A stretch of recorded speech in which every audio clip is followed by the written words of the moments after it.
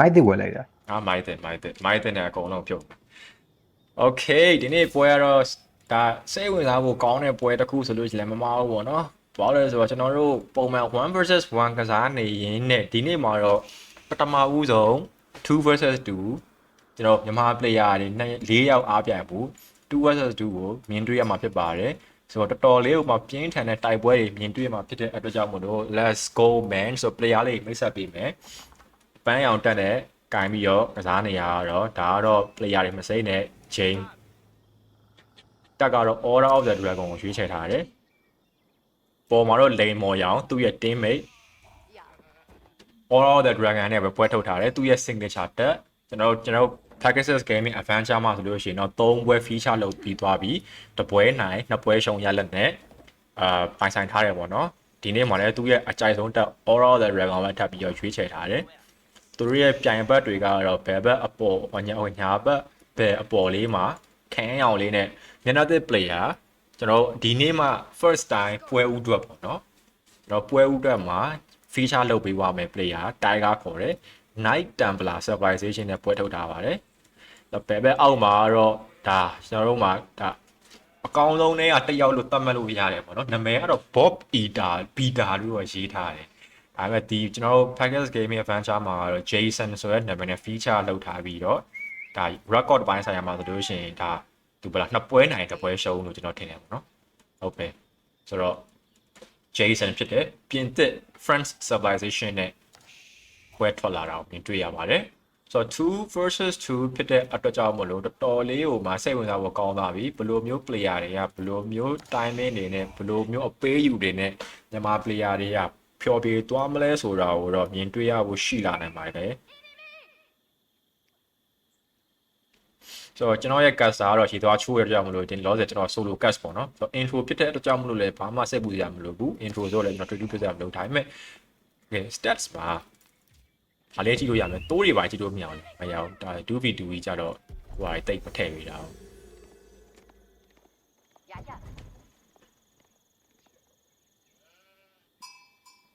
ဆိုတော့ stats မှာတော့ချိန်နေအရင်ဟို current resource တော့ကြည့်လို့ရမယ် income per minute military ပဲအဓိကထားပြီးတော့ကြည့်လို့ရမယ်ပေါ့နော်တခြားဟာတော့အရင်ရောကြည့်လို့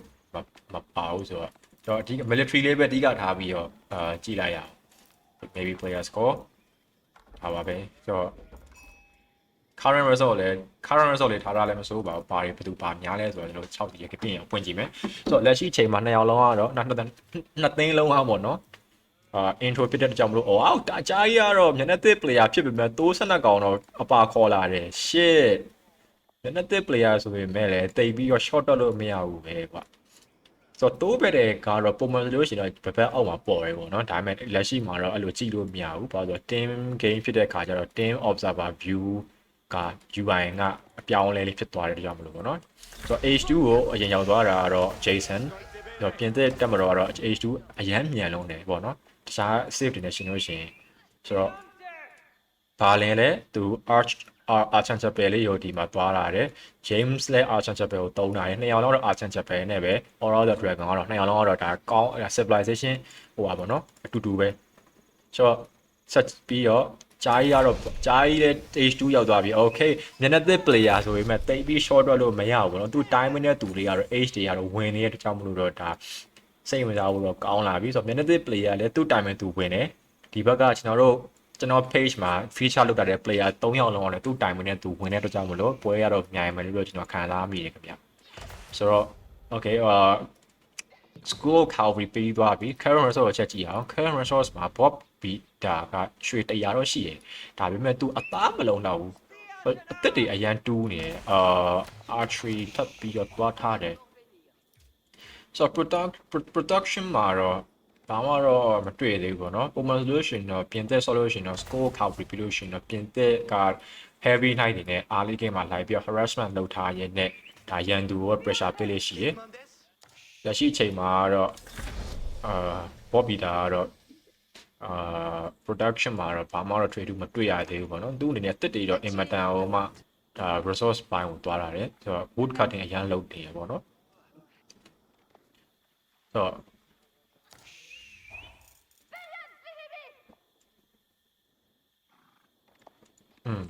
ဘာလင်ရဲ့ဝေါ်ကာကတော့ဒီဘက်ချမ်းမှာ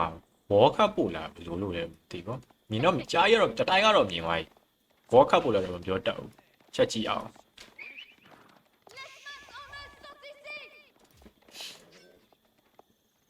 No ဒီမှာတက်လာခုတ်တာ I don't know why though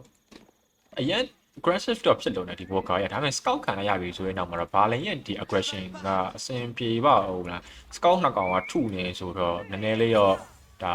သူ့ရဲ့လှုပ်ချင်တဲ့ view ဟာလေးရတော့အစင်မပြေလို့လေးတော့ဖြစ်သွားပြီလို့တော့သတ်မှတ်ရမယ်ပေါ့နော် Okay ဆိုတော့ဒီရန်ပါမေးရတော့ပြီးအောင်ပြီးဝါသူ barrack ကိုသွားဆောက်တာ I don't know why ဒီမှာ barrack ကြီးကိုစိုးစိုးစီးလာဆောက်ထားတယ်။ဒါပေမဲ့ကြားရ archery range ပြီးတော့မှာဗျ။ဆိုတော့က archery range ပြီးသွားတယ်ဆိုလို့ရှိရင်တော့ဒီ barrack ကြီးကတော့နည်းနည်းလေးတော့ useless လို့တော့ဖြစ်သွားပြီပေါ့နော်။နည်းနည်းလေးတော့ဘာလင်ရဲ့ချင်းကပ်ပုံလေးဟာလွဲချော်သွားမလားဆိုတဲ့ပုံမှာတော့ကျွန်တော်ဆက်လက်ဆောင်ကြည့်ရမယ် Walker ကလည်းတည်ပြီပေါ့နော် barrack တော့ပြီးသွားပြီဒါပေမဲ့ Walker လည်းတည်ပြီဆိုတော့ဒီ barrack ကတော့အနှေးနဲ့အမြန်တော့အရှို့ခံရနိုင်တယ် spearman နှစ်ကောင်တော့ပြန်ပြီးတော့ production နဲ့တွားရတယ်Bob Beta အနေနဲ့ကတော့ Jason ကတော့ Ryan Knight တော့ထုတ်ထားတယ်ပေါ့နော် Ryan Knight တကောင်ရှိုံနေတော့အဆင်ပြေပြီလို့ကျွန်တော်ထင်တယ်ဒါပေမဲ့ဒီမှာ White Scout ကတော့ short သွားတယ် Bob Beta ရဲ့ Scout ကတော့ short သွားပြီOkay, Tiger Scout ပါတေးသွားပြီဆိုတော့ Scout နှစ်ယောက် Scout နှစ်ကောင်လုံးကတော့ဒီတင်း1ဘက်ကတော့အပေါ်တင်းရဲ့ Scout နှစ်ကောင်လုံးတော့တေးသွားပြီပေါ့နော်ဒါတော်တော်လေးကိုမှတတိမထားမိအနေထားပေါ့နော် Spearman ထွက်လာတဲ့ခါမှာတော့ Scout တွေကတော့နှစ်ချက်နဲ့ပဲ short သွားတယ် Wow Stonewall ကျွန်တော် H2 မှာ Stonewall ခတ်ပြီး defense လုပ်တယ်ဆိုတော့ဘာလီရဲ့ aggression push ကလုံးဝပြီးတော့ရက်ကြသွားပြီခင်ဗျ Minute player Tiger တော့ decision making အလန်းနဲ့အတူပဲဘာလီရဲ့ aggression push ကိုတားဆီးဖို့အတွက်ဆုံးဖြတ်လိုက်တယ်ခင်ဗျ Stonewall ကြီးလုပ်လိုက်တဲ့အတွက်ကြောင့်မလို့သူ့အနေနဲ့ဘာမှဒီရဲ့ဝင်လာလို့မရတော့အပေါ်နဲ့ဝင်လာရင်တော့ပေါ့ ball က in ready ဖြစ်တဲ့အတွက်ကြောင့်မလို့ oh wow သူတော်တော်လေးတော့ investment လုပ်လိုက်ရတဲ့နေထားလို့တော့တတ်မလို့ရတယ်ဒါပေမဲ့လည်းဘာလဲမှာ spearman မရှိရကြSpearman မရှိရဆိုတော့ဒီဘက် aggression push ကဘာလေး aggression push ကတော့ရက်သွားပြီဘာလေး aggression push ကတော့ရက်သွားပြီဒန်းသွားပြီဂျာကြီးပြင်ထွက်စော်ပါဂျာကြီးပြင်ထွက်စော်ကြောက်ဘူးအင်းနဲ့ပြင်ထွက်စော်ကျွန်တော်တို့ဒီ page မှာတင်နေရပွဲတွေမှာအရေးကြီးဆုံး MVP ကိုပြောပါလို့ကျွန်တော်ဒီဟိုပါပဲ Pack Wolf ပဲပြောနေတဲ့တေရောမှာကြည့်လိုက်ပါဦးတေယူလာတော့မသိပါဘူး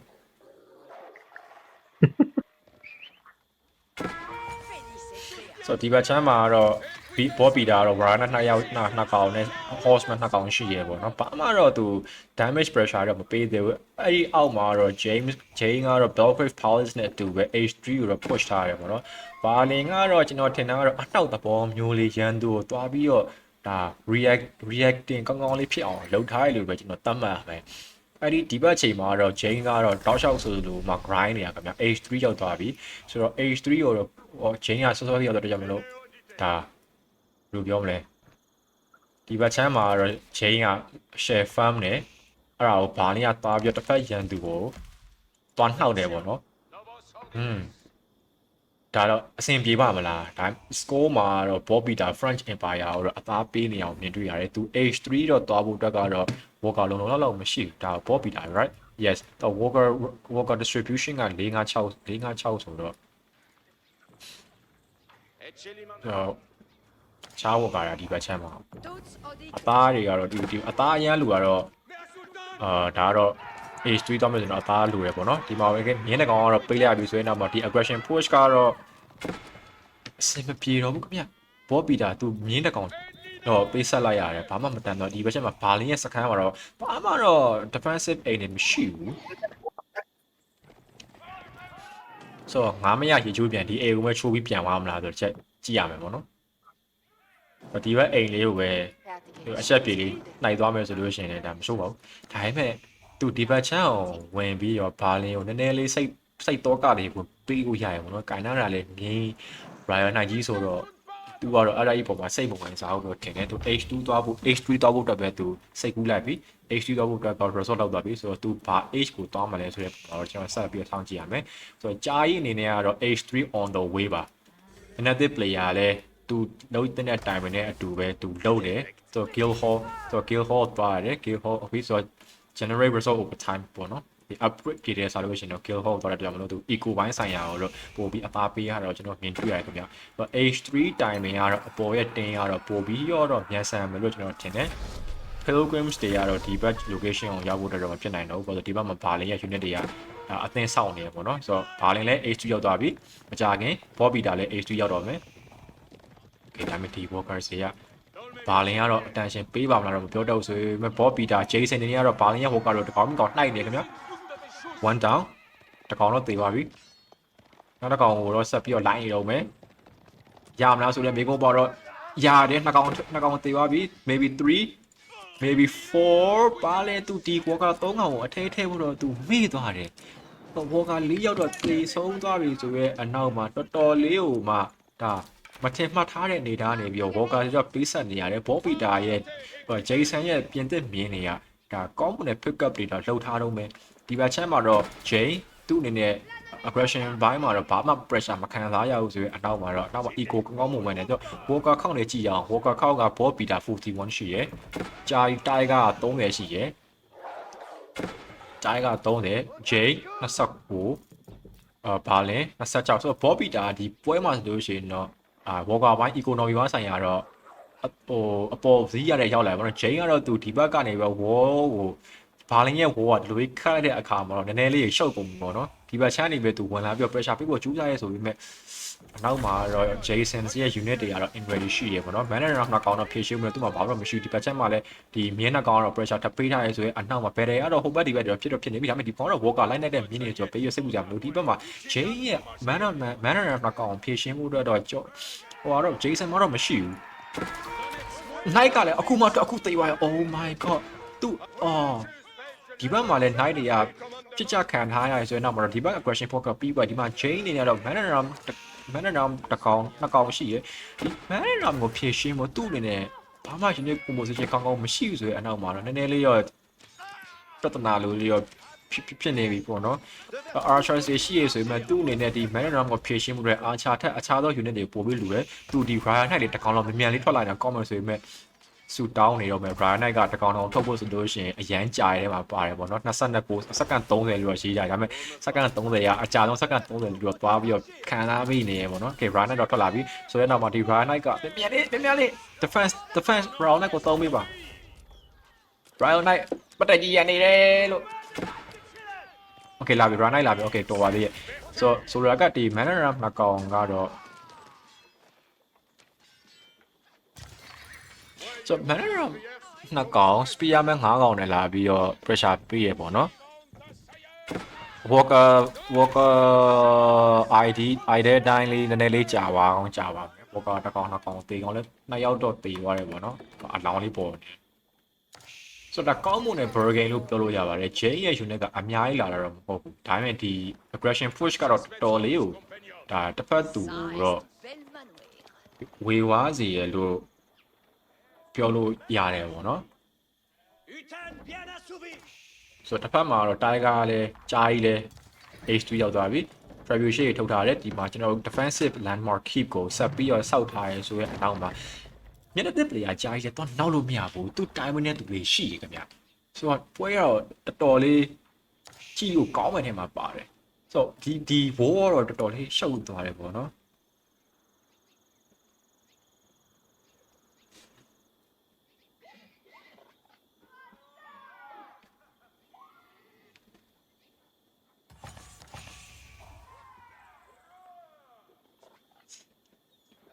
ဟုတ်ပြီဆိုတော့နောက်ထပ်ကျွန်တော်ထပ်ကြည့်ရမယ်ဒါကဒီမှာrelic battle ကဘာလင်ကနည်းနည်းလေးတော့လိမ့်သွားမလားမပြောတတ်ပေါ့နော်ကျွန်တော် current resource ကကြားကြီးမှာတော့အပြည့်ပဲ resource တွေကသူသုံးထားတာမျိုးတော့မြင်ရသူ income per minute ကိုကြည့်မယ်ဆိုလို့ရှိရင်တော့ okay ကြားရတော့ဟောကဒီ income ပိုင်းဆိုင်ရာနည်းနည်းလေးသူများထပ်တာတယ်လို့တော့ခံစားမိနေရပေါ့နော်ဆိုတော့ military မှာလည်း military မှာကကြတော့ဂျိန်းကခုနကောင်တတ်ထားတယ်ပေါ့နော်ဘောပီတာဂျေဆန်ကတော့17ရောက်တော့တည်ရ oh my god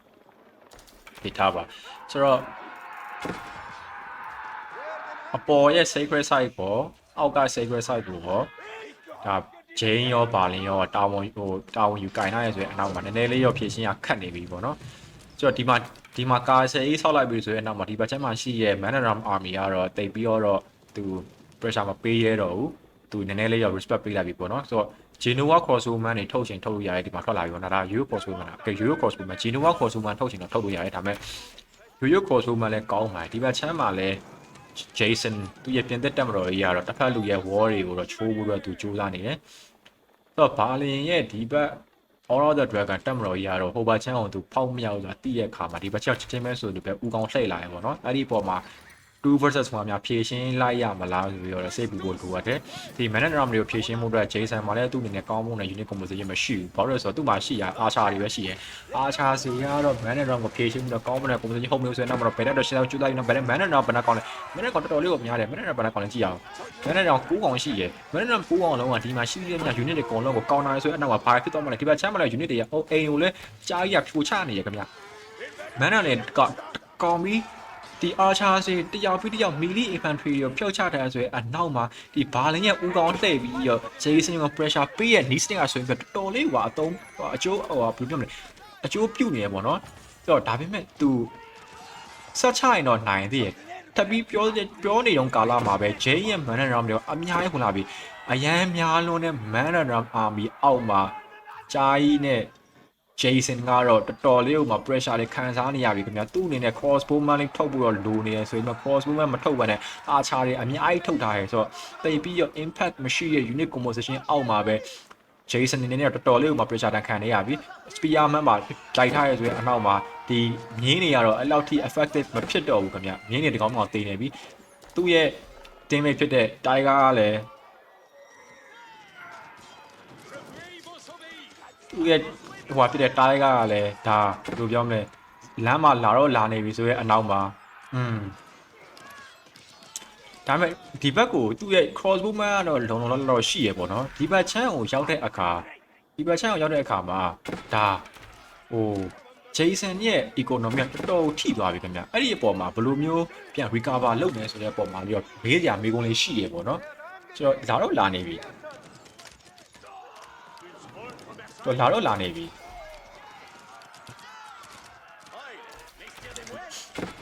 လာနေပြီဒါပေမဲ့ဒီဘက်ချက်မှာလဲ Jason ရဲ့ Warburst count ပြီးတော့ချက်ကြည့်အောင် Warburst count ကခုက Jason မှာက31တဖြည်းတော့နည်းလာပြီပေါ့နော်တိတ်တော့အဆင်မပြေ supply ဘက်မှာလဲ25အရန်နည်းလာပြီခင်ဗျတော်မှအထိနာနေပြီပေါ့နော်ဆိုတော့ Manaram ကိုဖြည့်ရှင်းမှုအတွက် Jason မှာကောင်းမွန်တဲ့ unit composition ရှိမနေခဲ့ဘူးဆိုရင်အနောက်မှာတော့ဒါမျက်နှာသစ် player တိုင်းကနေနဲ့သူက crossbowman လေးအလုံးအလောက်ပါလာတို့လာလေနည်းနည်းလေး Manaram ဖြည့်ရှင်းရတာမြန်နေတာတကယ်ကမလွယ်ဘူးကအနောက်မှာအများကြီးဝင်လာပြန်ပြီဒါအရှင်းတိုင်းပြန်ပြောလို့ရှိရင်ဒါကောင်းမွန်တဲ့ composition unit ပေါ့နော်ဒီ Jason မှာရှိနေခဲ့တိုင်းကမှာတော့သူ့အနေနဲ့ crossbowman အလုံးလောက်တော့ရှိနေခဲ့တယ်အဲ့အတွက်ကြောင့်မို့လို့အနေငယ်လေး defense တော့တာတော့လွယ်ကူသွားတယ်ပေါ့နော်မဟုတ်တော့မလွယ်ဘူးခင်ဗျာဒီဘက်မှာသူက defensive kick လည်းရှိနေတယ်အနောက်မှာလည်း unit reinforcement တွေလာနေရယ်ဒါပေမဲ့ကျွန်တော်ဆောနာက economy ကိုကြည့်မယ်လို့ရှိရင်တော့တော်တော်လေးကိုမှပြာဖြစ်သွားပြီခင်ဗျာတော်တော်မှခက်ခဲသွားပြီခင်ဗျာ Jason အနေနဲ့ကတော့သူ့အနေနဲ့manဆိုတော့Tigerအနေနဲ့တော့အကောင်းမွန်ဆုံးလဲသူ့ရဲ့ teammate ကိုတော့ပြန်ပြီးကူညီပေးထားတယ်ဆိုပေမဲ့ဖြစ်နိုင်ပါဦးမလား score point မှာကြည့်မယ်ဆိုလို့ရှိရင်တော့ Bob Peter တော့2100ရှိအောင်မယ် Tiger 2900ပေါ့နော်ကျွန်တော် score point ဘိုင်းမှာကတော့ဟိုဟာကိုတော့ပို့ပြီးတော့ကြားကြီးကိုတော့နည်းနည်းလေးတော့အသားပေးထားတော့မြင်တွေ့ရတယ်ဒီပေါ်မှာကြားကြီးသူ့အနေနဲ့တောင်းခံနိုင်ပါမလားသူ့ရဲ့ teammate ကတော့လောဆယ်ပြန်လဲထူထောင်ရေးကာလာတဲ့ဝင်သွားပြီဆိုရင်တော့မှာပြန်လဲပြီးတော့ထူထောင်မှုတော့တော်တော်လေးကိုအချိန်ယူအောင်မှာ Walkers ကမှာ16ယောက်man Walker ကြားရေးမှာက41ယောက် Jane 48ပါလဲ44 ဆိုတော့ကျွန်တော်တို့ stats ကိုတော့ Jason Bob Peter ဘက်မှာခဏလေးထားလိုက်မယ်ဘာလို့လဲဆိုတော့သူ့ရဲ့ army Walker supply ကတော်တော်လေးကိုပါနည်းသွားပြီပေါ့နော်တော့အများကြီးပေးဆက်လိုက်ရတဲ့အထဲမှာတော့ပြင်တွေ့လိုက်ရတယ်ပေါ့နော်တကယ်ကသူ archer တွေအများကြီးထုတ်ထားမိအဲ့ archer က crossbow မနဲ့တာထုတ်ထားမိလို့ရှိရင်တော့ဒါမဆိုးပေါ့နော်ဟိုသူ rally point ကို chain မို့တော့မိသွားရတယ်သူ rally point ကိုဒီမှာပြန်ပြီး switch ထားရင်တော့ဒီမျိုးလေးဖြစ်သွားနိုင်တယ်ပေါ့နော်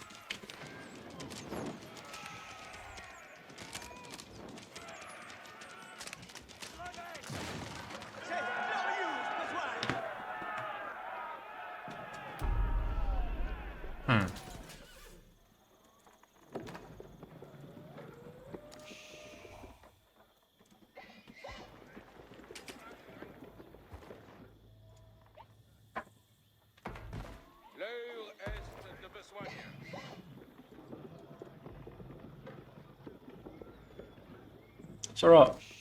ဒီပွဲကတော့တင်း1အပတ်ကတော့ကြားရေးဘက်မှာအရင်မူတည်ပါပြီဆိုတော့တကယ်လူဝတ်တာက kill ဟို crossbow man တွေအများကြီးလူဝတ်ခဲ့တာ Jason နေနဲ့ဆိုတော့ဒီ light တွေကရှိရကောင်းမယ်ဒီဟိုဟာဘိုင်းက economy ဘိုင်းကအများကြီးလူအပ်သွားတယ်ပေါ့ဆိုတော့ဆိုတော့ military stats ကိုကြည့်ရအောင်ဒါ military score ကြီးဆိုတော့ military ဘိုင်းမှာတော့ကြားရတော့ဦးဆောင်နေရပေါ့နော်6200ဦးဆောင်နေဆိုရင်မှလည်းအယောက်2 versus 1ချမယ်နေထားလေးမှာတော့ရှိရအဲ့အတွက်ကြောင့်မလို့ကြားရည်နေသူတောင်းခံနိုင်ဖို့တော့လိုအပ်တယ်သူတောင်းခံမှသာသူတောင်းခံနိုင်မှသာလျင် Jason အနေနဲ့ဒါဘယ်လိုပြောမလဲပြန်ပြီးတော့ recover လုပ်တဲ့နေရာမှာဆင်ပြေမှာဆိုပေမဲ့ဒီဘက်မှာဘာလဲတော့သူ့ရဲ့ man down တွေအများကြီးနဲ့ဝင်လာဖို့ကြိုးစားနေပြီဆိုတော့အနောက်မှာ crossbow man ကတော့အများကြီးပဲဘယ်နှကောင်ရှိလဲကြည့်အောင် crossbow man count က17ရောက်ရှိရယ် this is a good count ဒါပေမဲ့သူ2 versus 1ချမှာအဲ့ဒီပုံမှာတော့သူအရန်ကြီးတော့လွယ်ကူမနေဘူး unit တွေအများကြီးပြန်ပတ်ဖို့တော့ကြိုးစားနေတယ်ဆိုရင်အနောက်မှာတော့ unit တွေနည်းနည်းလေးလွတ်နေတယ်ဒါပေမဲ့ကိစ္စတော့မရှိဘူး crossbow man တွေအများကြီးပဲခင်ဗျ crossbow man upgrade တော့ပါလားပါတော့ပါတယ်ဒါပေမဲ့နောက်မှာ Jason ကသူ့ရဲ့အများကြီး okay နည်းအထောက်အကူဖြစ်နိုင်မဲ့မြင်းလေးရောလှုပ်ပြီးတော့ pressure ပေးရတယ်ကြားကြီးနေနေတော့သူပြန်ပြီးတော့ပဲ position ကောင်းကောင်းလေးယူပြီးပြန်ချဖို့တော့သူကြိုးစားနေလို့ထင်ပါရဲ့spearsman တော့မရှိဘူးအဲ့တို့ကြောင့်မလို့ဒီမြင်းတွေရောနည်းနည်းလေးတော့ခံစားတဲ့အနေထားလေးမှာတော့ရှိရကြားရတဲ့ crossbow man 22ရောက်တော့ရှိရခင်ဗျဒါတော်လေးကိုမှကောင်းမှုနဲ့ crossbow man ကောင်းဖြစ်တယ်တယောက်ပြီးတော့ပြစ်ချထားလိုက်နိုင်မယ်ဆိုလို့ရှိရင်တော့ဒီ man run ဖို့ကြီးရတော့မကြခင်မှာတော့ကုံဆုံးသွားနိုင်တယ်Jason အနေနဲ့တော့သူ Walker ဘယ်လောက်ရှိလဲကြည့်ရအောင် Jason သူ Walker 24ရောက်ပြန်ပြီးတော့ထောင်ပြီးတော့ကျူးစားနေကြားကြီးအများကြီးပဲ crossbow man တွေကိုပြေချဖို့အတွက်ဒီArcher စီကတော့ဘာလဲမှရှိရဆိုပေမဲ့အများကြီးလည်းမဟုတ်ဘူး10ကောင်12ရောက်ဝန်းကျင်တော့ရှိရပေါ့နော်ဆိုတော့ Man at Arms စီကတော့ရှေ့မှာတိတ်ပြီးတော့မကာပြီးရဆိုရင်အနောက်မှာဒီ Archer စီပဲကြံတော့မယ်ကြားကြီးမှာ Archers နဲ့ Crossbow Man တွေရဲ့ composition ကြီးရဒါအရန်များလို့နေပေါ့နော်ဒီ Sona Battle မှာ Jason ဒါပေါ့နော်ဒီ Cross ဒီ Archers စီကိုဝင်ပြီးတော့ဒါဖြည့်ရှင်းပေးလိုက်နိုင်မယ်ဆိုလို့ရှိရင်တော့ကောင်းမွန်တဲ့အဖြေရောဖြစ်သွားခဲ့မယ်ဆိုပေမဲ့လက်ရှိချိန်မှာကြားရတော့2 versus 1အနေထားမှာတော်တော်လေးကိုမှညှက်ချခံထားလိုက်ရတဲ့အနေထားလေးရောဖြစ်နေပြီပေါ့နော်ကြားရည်နေနဲ့သူအတက်နိုင်ဆုံးလေးရောဘယ်ထဲမှာအသက်ရှင်ကျန်ရင်းနေကောင်တော့ကြိုးစားပေးထားတယ်ဒါပေမဲ့အဲ့ဒါလုံလောက်မှုရှိနိုင်ပါမလားJason အနေနဲ့သူ Walker Q စီအများကြီးလုပ်ထားရဆိုပေမဲ့အဲ့လောက်ထိလဲသူ economy ဘိုင်းဆိုင်ရာမတောင့်တင်းသေးဘူးပြန် recover ဖို့အချိန်တွေအများကြီးလိုအပ်တယ်ဆိုရင်အနောက်မှာဘာလင်ရဲ့ Archers တွေကဒါကြားရဲ့ crossbow man တွေကိုတော်လေးကိုမှဖိအားတွေပေးထားရဆိုရင်အနောက်မှာသူ့အနေနဲ့စကန်ပြန်သွားပြီးတော့ပဲပြန်ပြီးချေးတင်ရတယ်ပေါ့နော်ဒါပဲမကြခင်မှာတော့တင်း2ပါရှိတဲ့ Jane နဲ့ဘာလင်ရဲ့ဒါနှစ်ယောက်ပေါင်းကတော့ Jason ကိုတော့အပြီးသက်ဖြိုချဖို့အတွက်ဆုံးဖြတ်လိုက်ပြီဆိုတော့ဘာလင်ကတော့ကြားရုပ်ဒီဘက်ချက်မှာတားရတယ် Jane ကတော့ Jason ကိုတော့ဒီဘက်ချက်မှာအပြတ်ဖြုတ်ဖို့အတွက်တော့ Baron တဲ့ Battle Run မှာပါလာပြီဆိုရင်နောက်မှာတော့ Jason အနေနဲ့ကတော့မကြခင်မှာတော့ဒါသူ့စခန်းကတော့ချိုးချတရားခံရတော့မနေသားလေးဆိုတော့မြင်အောင်နေပြီပေါ့နော်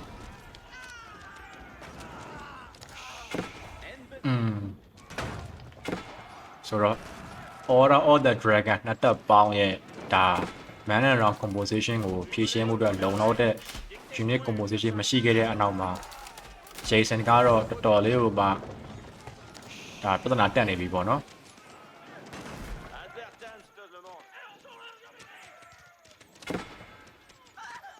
ဝ Wow အဆင်မပြေတော့ခင်ဗျအဆင်မတကယ်အဆင်မပြေတော့ပါခင်ဗျ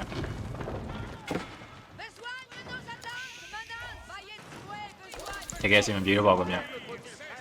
โอเคလမ်းမှာပါကျူပါရွေးဆိုရင်နောက်မှာတော့မြင်းနေတော့လာဘူးလည်းမရှိတော့ဘူးဒီဘက်ချမ်းမှာဂျာကြီးကိုလည်းဘာလင်းကဝင်ပြီးတော့ဖြည့်ရှင်းနေပြီဆိုရင်နောက်မှာတိုင်ကအကောင်းမွန်ဆုံးတော့သူမျက်နှာသစ် player ဆိုပေမဲ့တော့အကောင်းမွန်ဆုံးလေးတော့သူကစားပေးသွားတယ်ပေါ့နော်ဒါပေမဲ့ Order of the Dragon ရဲ့ Man Around Combination အောက်မှာတော့ဒါအနေငယ်လေးခက်ခဲသွားတယ်လို့တော့ပြင်သုံးသပ်ရမယ်ပေါ့နော်ဆိုတော့ကျွန်တော်မြန်မာ player တွေရဲ့2 versus 2အားပြိုင်မှုကြားထဲမှာတော့ Jay နဲ့ဘာလဲတို့ရဲ့ဒါဂျူကတော့လမ်းရှိသွားနေတယ်ပဲ GG